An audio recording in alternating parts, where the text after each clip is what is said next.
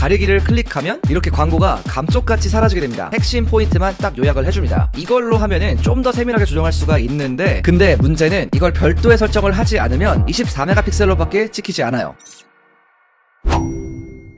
안녕하세요, 별남입니다. 자, 오늘은 정말 오랜만에 아이폰 꿀팁을 준비했는데요. 여러분들 잘 아시겠지만 또 얼마 전에 아이폰에 굉장히 큰 업데이트도 있었잖아요. 겸사겸사 해가지고 제가 그동안 저만 알고 있었던 숨겨진 꿀팁과 미친 설정 방법들을 좀 준비해봤습니다. 그럼 어떤 내용들이 있는지 바로 보시죠. 자, 여러분들 웹사이트에서 뉴스 같은 거 기사 같은 거 보다가 이 위에 떠있는 광고들 굉장히 보기 불편하고 짜증날 때가 있잖아요. 이걸 없애주는 미친 기능이 있습니다. 이제 사파리에서 불필요한 요소를 숨길 수 있는 기능이 새롭게 추가가 되었는데요. 우선 사파리 주소창 옆에 이 아이콘을 클릭해 주시고요. 방해 요소 가리기 이거를 켜주세요. 그 다음에 광고 위에서 터치하고 가리기를 클릭하면 이렇게 광고가 감쪽같이 사라지게 됩니다. 다만 아쉽게도 이 기능은 사파리에서만 가능한 거고요. 평소에 광고가 좀 너무 거슬린다, 난 이런 거 좀 안 보고 싶다 하시는 분들은 꼭 한번 사용해보세요. 자, 다음 꿀팁은 맥에서 직접 아이폰을 조작할 수 있는 아이폰 미러링 기능입니다. 사실 이 기능 같은 경우는 아시는 분들은 아시는 기능인데 은근히 또 모르는 분들이 많이 계시더라고요. 맥에서 이 기능을 켜면 마우스로 아이폰을 조작하고 앱도 실행하고 거기에 메모까지도 작성할 수가 있습니다. 심지어 아이폰 화면에는 아무런 변화도 보이지 않기 때문에 완전히 비밀스럽게 사용할 수도 있고요. 특히 화면이 꺼진 상태에서도 조작이 가능하기 때문에 업무 중에 좀 상당히 유용하게 쓸 타이밍들이 좀 나옵니다. 대신 이 기능을 사용하려면 여러분들의 맥을 세쿠이어로 업데이트를 해주셔야 사용할 수가 있으니까요. 이거는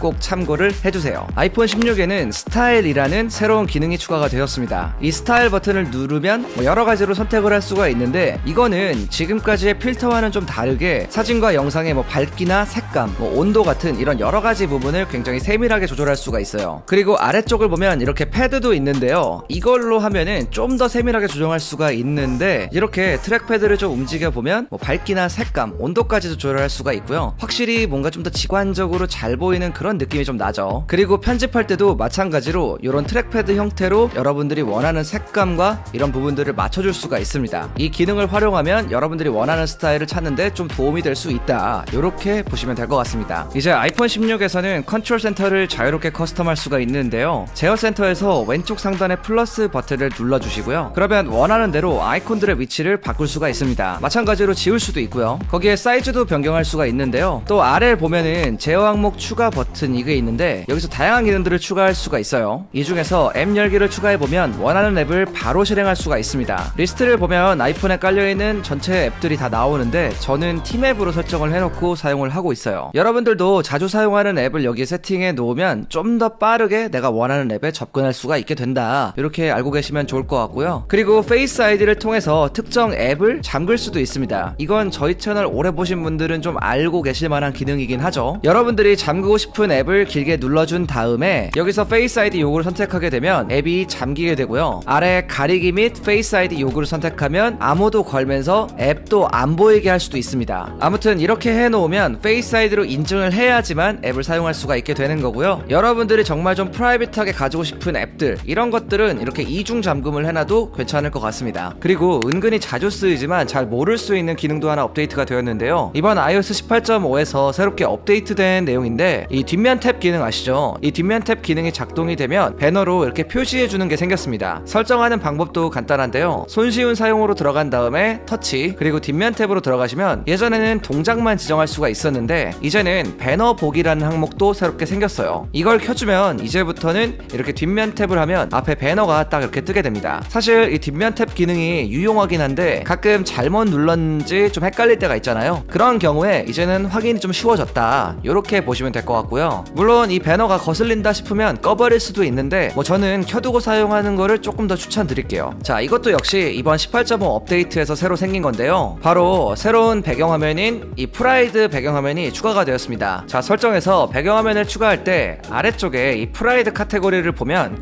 이번에 하모니라고 해서 새롭게 나왔어요. 자, 이렇게 설정한 걸 보면 잠금 화면에서 홈 화면으로 전환이 될 때 이렇게 컬러 애니메이션 같은 경우도 굉장히 좀 자연스럽게 바뀌고요. 특히 AOD로 들어갈 들어갈 때 이 배경화면이 좀 뭐랄까 모던한 느낌도 좀 있고 나름 괜찮다고 느꼈어요. 그리고 워치페이스도 함께 나오는데 이것도 적용해보면 이렇게 나옵니다. 스타일에 맞춰서 배경 바꾸는 거 좋아하시는 분들은 한번 써보시는 것도 좋을 것 같아요. 자, 아이폰 16 쓰시는 분들은 이 카메라 컨트롤 버튼 다들 잘 쓰고 계시죠? 이번에 여기에 새로운 기능이 하나 추가가 되었습니다. 설정에서 카메라 컨트롤로 들어가 보면 상단에 초점 및 노출 고정이라는 기능이 새롭게 생겼어요. 이거를 켜주시고요. 그리고 나서 카메라 앱에서 버튼을 살짝 누르면 초점이랑 노출이 고정이 됩니다. 이렇게 초점을 고정을 시킨 상태에서 손을 비춰보면 손으로 포커스가 잡히지 않는 게 보이죠? 그리고 노출값 역시도 변하지 않는 걸 확인할 수가 있어요. 이건 내가 특정 피사체를 팔로우하면서 계속 촬영을 해야 되는 그런 상황, 그럴 때 굉장히 유용하게 활용할 수 있습니다. 비주얼 인텔리전스 기능인데요. 이거는 카메라 컨트롤 버튼을 길게 누르면 작동을 하게 됩니다. 비주얼 인텔리전스는 상황에 맞춰서 여러가지 사물을 인식해서 정보들을 제공해 주는데 예를 들면 특정 물건이나 식물, 동물 등등 굉장히 다양한 정보들을 여러분들이 바로 받아볼 수가 있고요. 외국어로 되어 있는 경우에는 번역까지도 해줍니다. 만약에 여러분들이 외국에 나가서 식당에 들어갔다, 근데 메뉴판을 봤는데 하나도 이해가 안 된다, 이럴 때 좀 사용할 수가 있겠죠. 메뉴판을 찍은 다음에 바로 번역을 시킬 수도 있고요. 챗GPT를 통해서 좀 괜찮은 메뉴를 추천해 달라, 이런 것도 부탁할 수가 있습니다. 여러분들이 사용해보시면 아시겠지만 생각보다는 잘 되는 편이었고요. 이건 진짜 해외여행 갈 때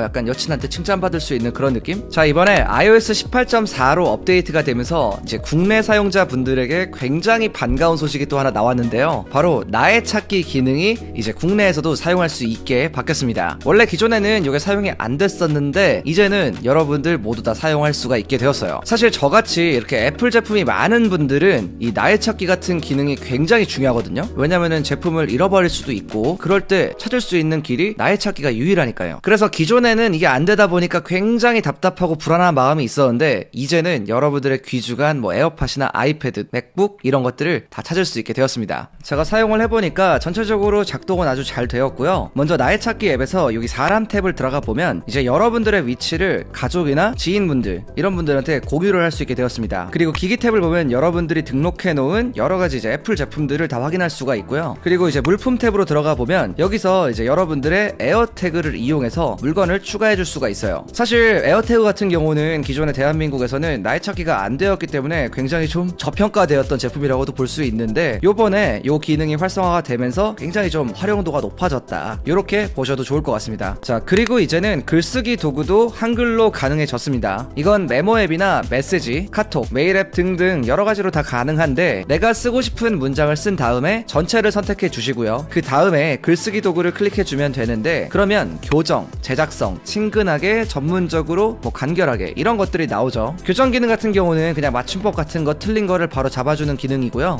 친근하게, 전문적으로, 간결하게 이런 것들은 여러분들의 문장을 좀 다른 스타일로 바꿔주는 그런 기능입니다. 그리고 글쓰기 도구에서 제일 아래 보면 장문 기능도 있는데요. 이렇게 주인공을 입력해주고 장문을 한번 해봐라 이러면은 이제 짧은 소설 같은 걸 만들어 주기도 하고 여러분들이 좀 원하는 대로 여러가지로 활용할 수가 있게 됩니다. 제가 봤을 때 문장의 흐름이나 구성 같은 것도 생각보단 나쁘지 않았고요. 그리고 요약이나 키포인트, 목록 이런 기능들도 있는데 제가 네이버 기사 같은 걸 볼 때 사용을 해봤는데 이렇게 전체 선택을 한 다음에 키포인트를 눌러주시면요, 여기서 이 굉장히 긴 기사의 핵심 포인트만 딱 요약을 해줍니다. 뭔가 굉장히 시간이 없을 때 잘 사용할 수 있겠죠. 자, 여러분들 잘 아시는 것처럼 아이폰 플래그십 모델에는 48메가픽셀의 광각 카메라가 들어가 있습니다. 근데 문제는 이걸 별도의 설정을 하지 않으면 24메가픽셀로 밖에 찍히지 않아요. 그래서 48메가픽셀로 촬영하는 방법을 알려드릴 건데요. 프로 모델 같은 경우는 카메라 설정에서 포맷으로 들어간 다음에 프로 로우 및 해상도 제어기 이거를 활성화 시켜주세요. 그런 다음에 카메라를 실행해 보면 로우 최대라고 나오는데 이걸 켜준 다음에 사진을 찍게 되면 48메가픽셀로 촬영이 되는 겁니다. 그리고 아이폰 일반 모델의 경우는 카메라 설정에서 포맷, 해상도 제어기 이걸 켜주시고요. 그러면 카메라 앱에 HEIF 최대 이걸 켜준 다음에 촬영해 주시면 됩니다. 이 기능이 그냥 이렇게 봤을 때는 사진의 차이가 크게 없을 수도 있지만 실제로 꽤 많이 확대를 해보면 디테일이 훨씬 더 좋은 걸 확인할 수가 있어요. 그리고 아이폰 16 프로 모델 같은 경우는 JPEG XL 무손실 포맷을 사용하면 고화질을 유지하면서도 파일 크기까지 줄일 수도 있습니다. 이렇게 하면 저장 공간까지도 절약이 돼서 부담없이 사용할 수가 있게 되는 거죠. 자, 마지막으로 알려드릴 건 바로 이 액션 버튼을 이용하는 방법인데요. 있는데요. 이걸 통해서 여러분들이 좀 더 편하게 사용할 수 있는 좀 꿀팁을 알려드리려고 합니다. 설정에서 동작 버튼으로 들어가 주시고요. 옆으로 넘겨서 제어 항목으로 간 다음에 제어 항목 선택 이걸 눌러주세요. 저는 여기서 여러 가지를 활용해 봤는데 제가 오늘 가장 활용도가 높았던 두 가지 기능을 알려드릴 거예요.